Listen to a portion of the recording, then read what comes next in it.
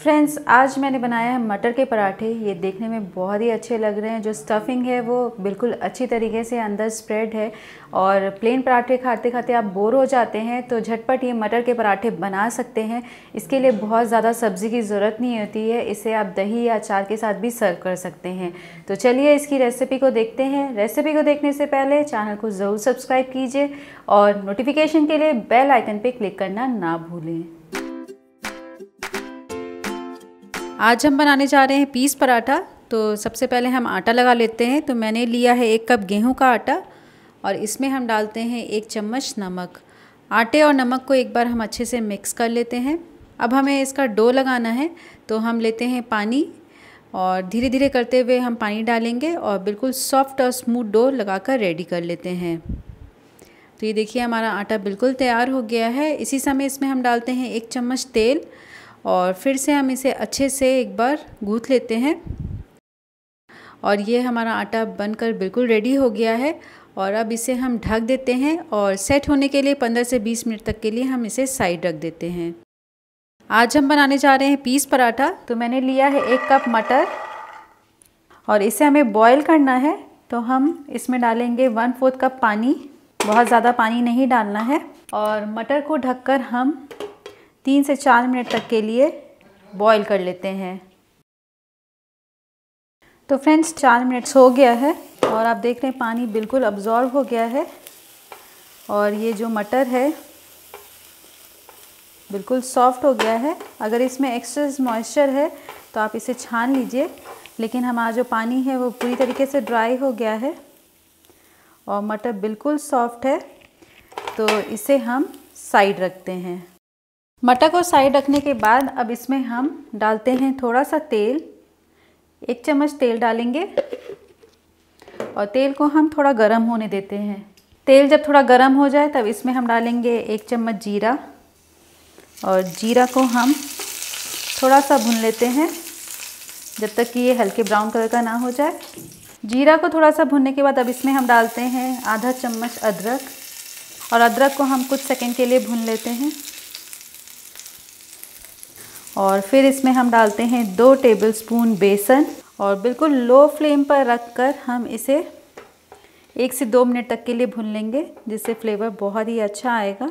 बहुत ज़्यादा हमें बेसन को नहीं भूनना है, हमें इसका कलर चेंज नहीं करना है। तो ये बेसन को मैंने भून लिया है और अब इसमें हम सारे मसाले भी डाल देते हैं।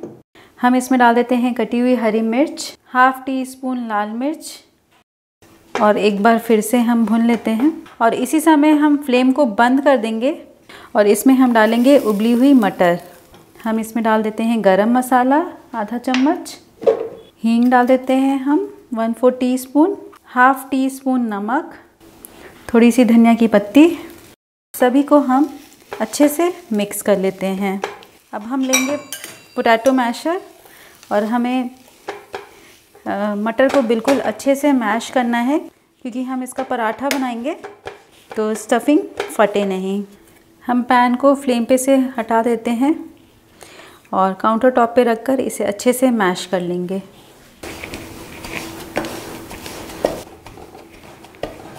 तो पोटैटो मैशर से मैश करते हुए ये मसाला बिल्कुल तैयार हो गया है।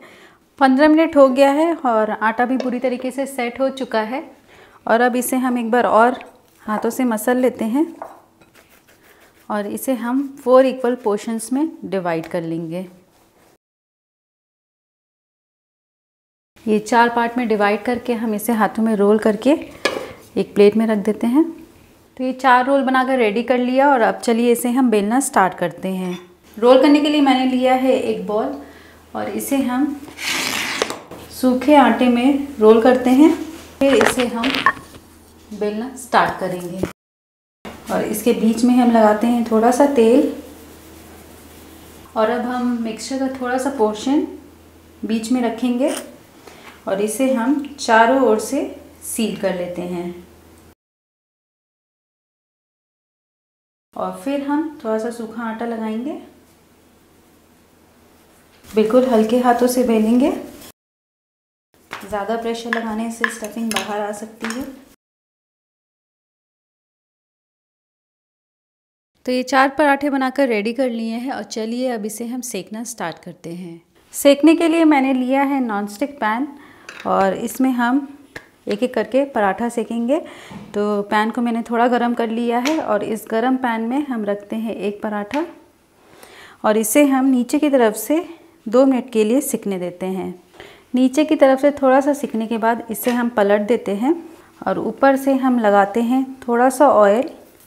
आप घी या बटर का भी यूज़ कर सकते हैं। बिल्कुल चारों तरफ अच्छे से हम ऑयल लगा लेंगे और इसे हम 1 मिनट तक नीचे की तरफ से भी सिकने देते हैं। नीचे की तरफ से थोड़ा सा सिकने के बाद अब इसे हम पलट देते हैं और हम ऊपर से ऑयल लगाएंगे जब तक कि गोल्डन ब्राउन स्पॉट्स ना आ जाए। इन्हें हम सेक लेंगे। तो एक पराठा बनकर रेडी हो गया है। इसे हम निकालते हैं प्लेट में और बाकी सभी मटर के पराठे हम ऐसे ही बना लेंगे। तो फ्रेंड्स, आपने देखा मटर के पराठे बिल्कुल बनकर रेडी हो गए हैं और ये बहुत ही अच्छे लग रहे हैं। इसे आप झटपट बना सकते हैं। तो इस रेसिपी को आप ज़रूर ट्राई कीजिए और अपने सुझाव मुझे कमेंट सेक्शन में लिखकर ज़रूर दीजिए और वीडियो को लाइक और चैनल को सब्सक्राइब करना ना भूलें और नई रेसिपीज़ के अपडेट के लिए बेल आइकन पर ज़रूर क्लिक कीजिए।